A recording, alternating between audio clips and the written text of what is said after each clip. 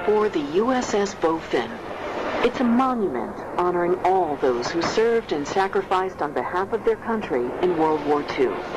The boat's nickname was the Pearl Harbor Avenger because she was launched exactly 1 year to the day after the attack on the American Pacific Fleet. A day that would live in infamy. Welcome aboard the USS Bowfin, a Vallejo-class fleet submarine. Like most World War II submarines, the Bowfin is named after a fish. In this case, a type of bass known for its fighting ability. While on patrol during World War II, 80 seamen lived and worked aboard her. You'll be hearing from several of them today, including Captain Alexander Tyree, a retired Navy officer and skipper of the Bowfin's final 3 war patrols. Captain Tyree.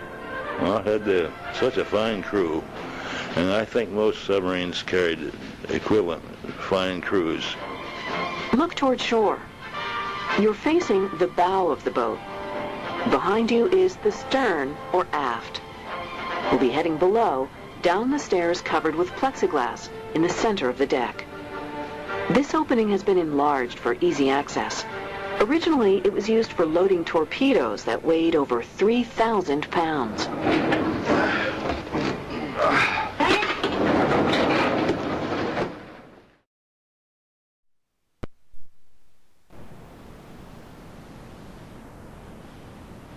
You're in the forward torpedo room. See the bunks on either side? During the war, 14 men slept here. On display are steam-powered Mark 14 torpedoes. Junior Officer Marks Ayers. The torpedo is like a little submarine, and it has a rudder. Torpedoes were a submarine's primary weapon. Robert Bynan, electrician, 3rd class. Patrols are really governed by the number of torpedoes that you had. If you fired all your torpedoes, you might as well go home. A full load of torpedoes was 24, 16 forward and 8 aft. Their average firing range was 1,000 yards, or half a nautical mile. Usually they fired 3 torpedoes, and one was to lead the target, one was to hit the target, and one was to trail the target, because you could never guess what the target was liable to do. Part of the decision on do you fire the forward tubes or the after tubes have to do with the captain's decision to attack first with the forward tubes and then return and finish it with the after tubes. Now head aft. Near the hatch on the left, that's past the ladder, is the officer's head. That's seaman's talk for toilet. Before you exit, notice the steel posts on either side of the hatch. These 2 matching posts house steel tubes that have passive sonar heads attached to their ends. This listening gear can be lowered into the water below the boat. Passive sonar was used to catch the underwater sounds of vessels nearby, such as escort ships that were searching for the sub. Please head through the hatch into the next compartment. This is officers' country. On your right is the pantry. Adjacent to it is the wardroom where the officers ate. Captain Tyree. We had a steward assigned who often would make a salad up in the little pantry off the wardroom, but the rest of the meals came right from the galley. Oh, well, the wardroom was for the officers' mess, and we also had our meetings there, and any recreation we had, it was all around the wardroom. Across from the pantry is the junior officer's stateroom. Marks Ayers slept on the top bunk. I had pretty good shoulders, so I woke up all the time jammed in this curved part of the hull. Head down the passageway. The captain's stateroom is the one with the single bunk with gauges and knobs at the foot of it. This apparatus enables the CO to monitor the boat's depth and course at all times and communicate with his officers and crew. I would sleep in my clothes so I could sit up and lean over the side and slip my feet into the boots and zip them up and get to the bridge pretty fast if something was going on. As you leave, notice the small room on your left with a desk. This is the yeoman's office. He was the boat's secretary and took care of all the administrative work and ship's correspondence. Step through the hatch into the next compartment. This is the control room. Most of this machinery is used for operations involving diving and servicing. Find the 2 metal boxes with red and green lights. Each light represents a hatch or major opening in the hull. This is the hull opening indicator panel, nicknamed the Christmas tree. When the order is given to dive,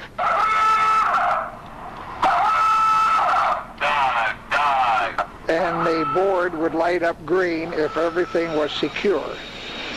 but if a critical valve or hatch were open, We would have a red light there, and then the dive would immediately be disrupted. notice the chart table in the center of the compartment. The control room is also the navigator's post. Find the ladder in the middle of the room and look up. Overhead is the conning tower. It's the submarine's main battle station. The Bowfin's 2 periscopes are operated inside it. Captain Tyree. Well, that was the heart of what we called the fire control. If we were going to shoot torpedoes, why, that was the heart of everything.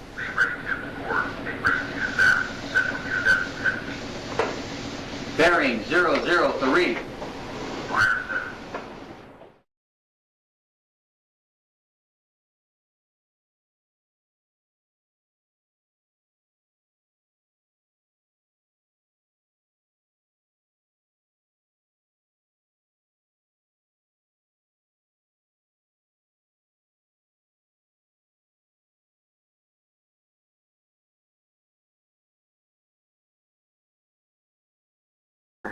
For now, head aft.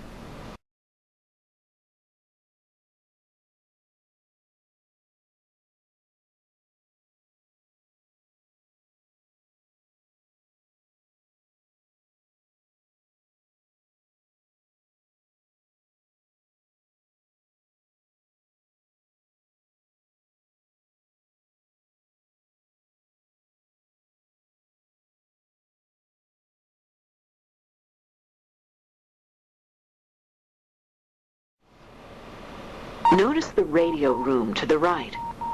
Messages were sent and received in code.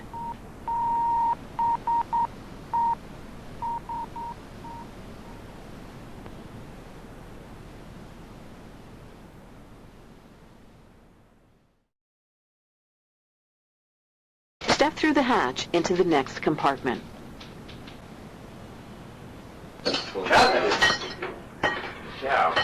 On your right is the boat's galley or kitchen. The cooks worked around the clock serving meals in shifts. And of course, there was always coffee. See the signature on the menu on the table? The captain personally approved every dish. Oh, the food was great because submarines got a little extra compensation for food over the surface ships of the Navy, I think. We had fresh fruit, fresh vegetables, as long as they lasted. Find the hatch in the floor. Perishables were kept in a freezer and chill box below deck. We had a big cold storage space, and so we could carry lots of meat. And the other great thing that came into the submarines was an ice cream machine. I never did, but I know some skippers had ice cream for breakfast. Meals were eaten in the crew's mess. That's the room with tables next to the galley. It was where the crew relaxed. We studied. We wrote home. We told war stories. A lot of guys, played cards and backgammon and... Well, I remember we had a chief of the boat who constantly sang the Chattanooga Choo-Choo. carry me home. Find the handwritten note on the bulletin board on the far wall of the mess room. A transcription is on the tabletop. It was penned on the eve of the most dangerous mission of the Bowfin's wartime career. You'll hear more about that later. For now, head aft through the hatch.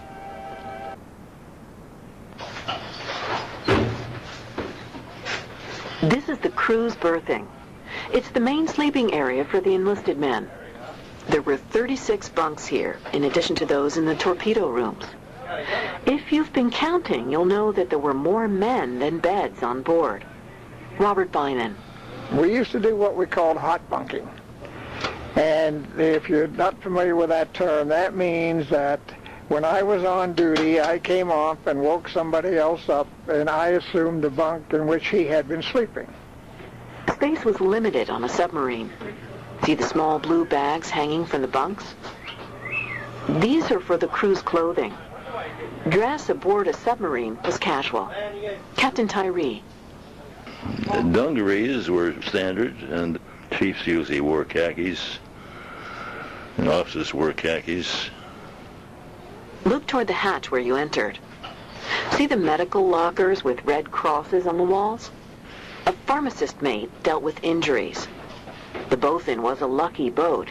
In all of her war patrols, there was only one casualty, a leg injury. Very, very lucky. We made 9 successful runs. And every run was successful if we left port and returned to port. Mark's heirs. They give you a lot of medals. So the big thing for a young guy is to come ashore with all these things on your jacket, and the girls like it, and you like life. So not all submarines were as lucky as Bowfin. The U.S. submarine force lost 52 submarines during the war, 19% of the total force. Step through the hatch into the next compartment.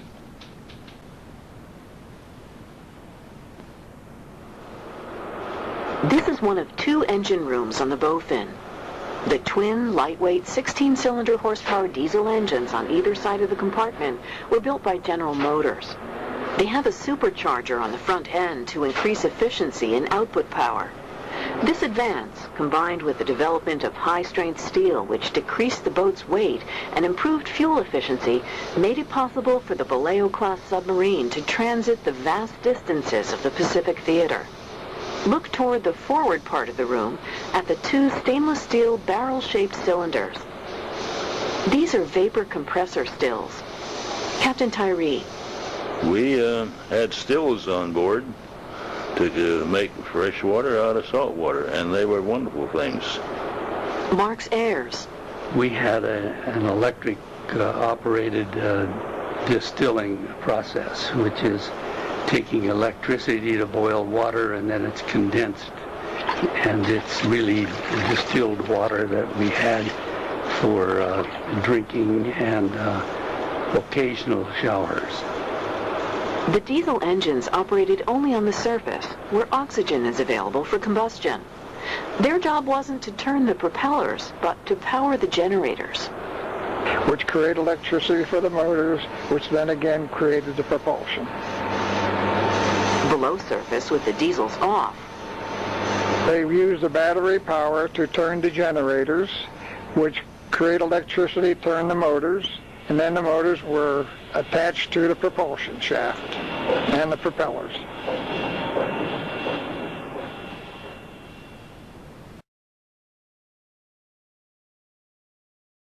Step through the hatch into the next compartment.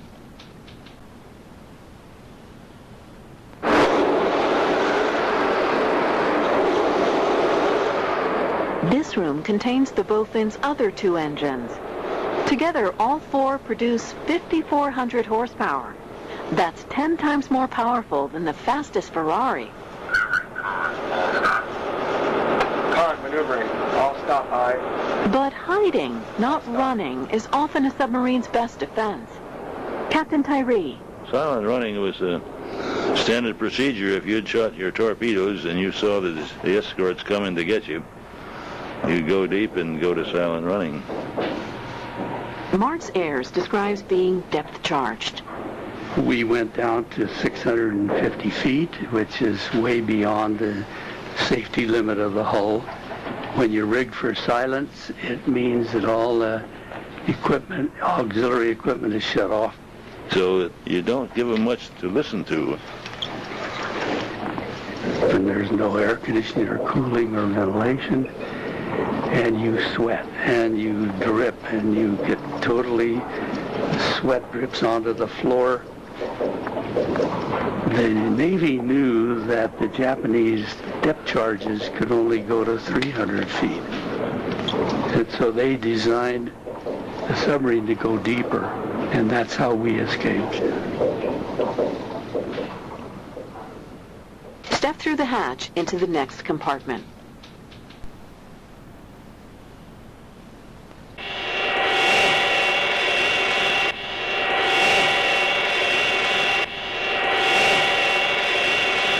You're in the maneuvering room. Below deck are the 4 massive electric motors that turn the Bowfin's propellers. Through the glass on your left, you can see an electrical bus, metal bars which direct the flow of electricity around the submarine. Electrician Third Class Robert Bynum explains. Our main job was to make sure that the batteries were fully charged at all times. Go to the end of the compartment. Find the silver panel with levers on the left. 2 electricians were stationed here. The brass dials on either side are motor-ordered telegraphs used to communicate commands from the conning tower. All ahead 1/3 aye. Moving the levers, the electricians executed speed changes. With the generators providing a full load, the boat could top 21 knots, or go about 24 miles an hour. It was much better on the surface because you could make better time. When submerged, the electricians shut down the diesel engines and engaged the batteries. Underwater, the Bowfin could travel about 60 minutes at a maximum speed of 9 knots. Or she could slowly inch her way forward for hours. Well, we were down 17 hours going into the Sea of Japan and didn't have any trouble with the batteries. As long as they were fully charged, we were in good shape. Step through the hatch into the next compartment.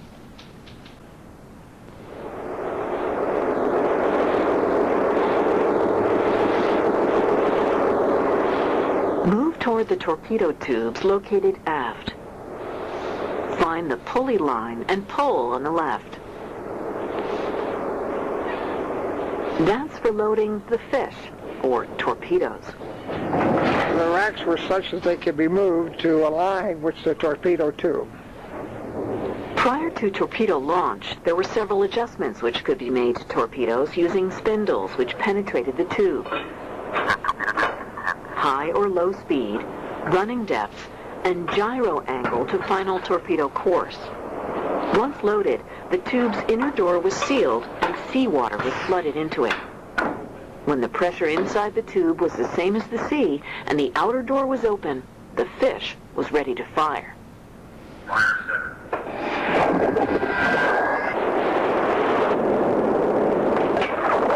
And as soon as that was fired, why, you would have a little rise in the bow of the ship because it was, the torpedoes ranged about 3,000 pounds. To compensate for the loss of weight, seawater was added as ballast. Then the crew would listen for a hit.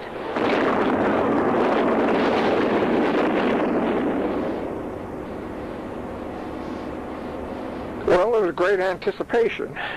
It's very conceivable you could have tracked a target for a good 8, 10, 12 hours if you wanted it to hit. During the early years of the war, American torpedoes were plagued with design flaws.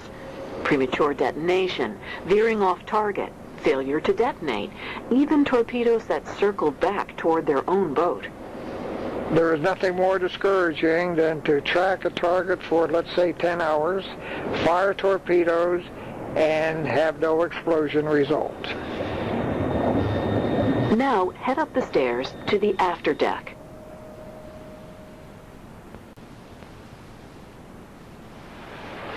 You're on the afterdeck. The iron slat flooring beneath your feet was originally teak wood to prevent slipping. This was necessary because the deck was an active battle post used to both attack and search for targets. The teak has since been changed to metal to handle the wear of 250,000 annual visitors. Most of the time the submarine is on the surface.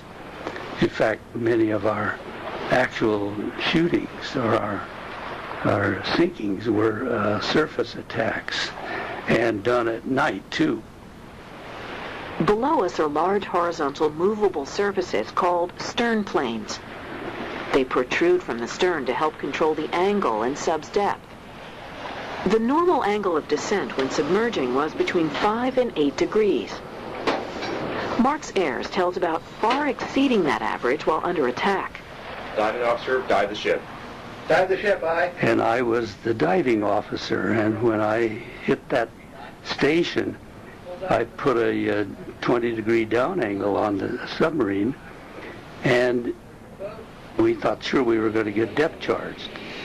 And fortunately, we happened to go through a thermal gradient. That's a piece of cold, dense water, which causes their sound waves or their pings to be bent, and they get distorted echoes.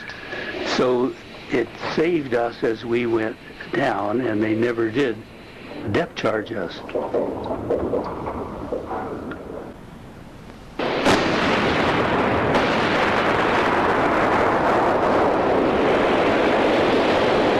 This 5-inch, 25 caliber naval gun is known as a wet gun.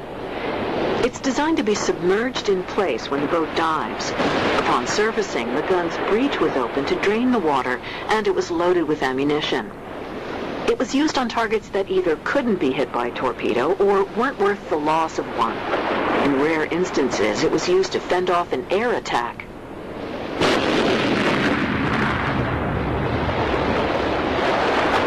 Look up at the bridge. Notice the tall tubes or shears housing the Bowfin's 2 periscopes. The one with the larger head is for night use. The smaller one is an attack scope designed to leave a smaller wake. You can look through a periscope on land at the conning tower display. Look at the radar mast and arrays at the top of the tower.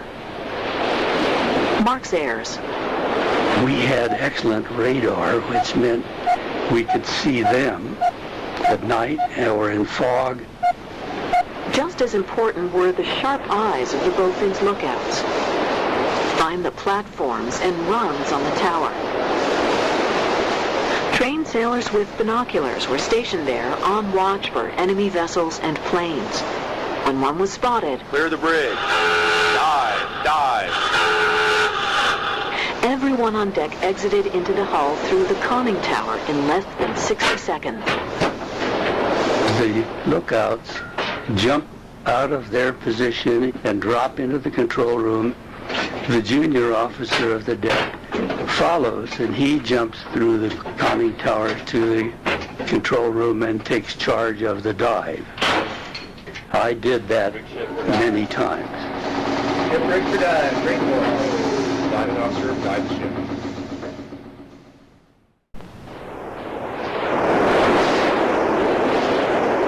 You're on the cigarette deck. The rapid-fire gun is a Bowfin's gun. It was intended primarily as an anti-aircraft weapon, but on submarines it was mainly used against surface craft. It took a team of 5 men to fire. Now find the target-bearing transmitter. It's the binocular-like apparatus mounted on the bridge. It rotates 360 degrees.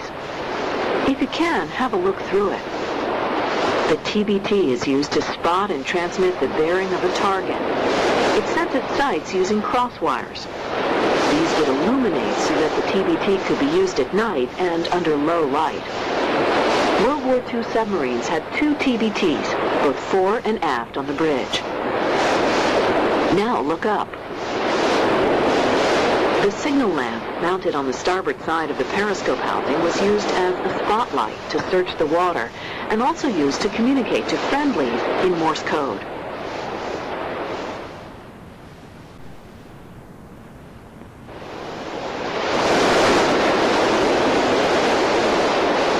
Look back over the deck, across the waters of Pearl Harbor.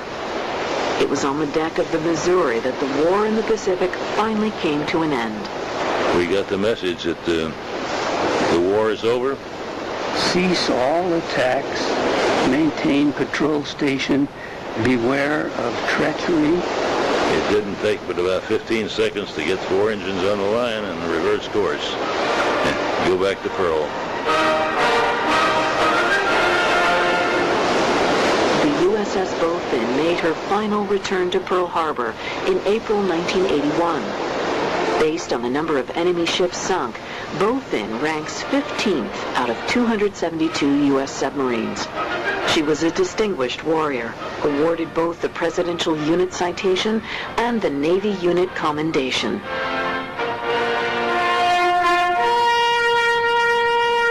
Not all boats were as lucky as the Bowfin. The U.S. Submarine Service had the highest casualty rate of any branch of the Navy in World War II. Look toward shore at the marble columns arranged around the flagpole. These columns symbolize the losses suffered by the silent service. 52 boats never returned. Over 3,500 submariners paid the ultimate price. Brave officers and crew forever on eternal patrol.